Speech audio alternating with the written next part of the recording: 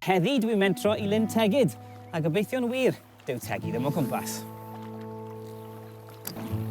Tegi yw'r anghenfil tebyg i'r Loch Ness monster sy'n byw yn y llyn. Yn ôl y chwedl, mae'n debyg i grocodeil neu ddeinosor bach. Anthony?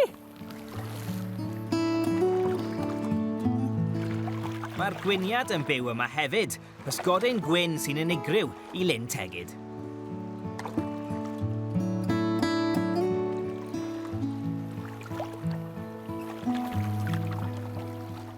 Dim rhaid i bob antur fod yn gyffro i gyd, a gyda llonyddwch y llyn a'r golygfeydd godidog yma. Un peth sy'n sicr, mae'r meddwl yn dawel iawn heddiw.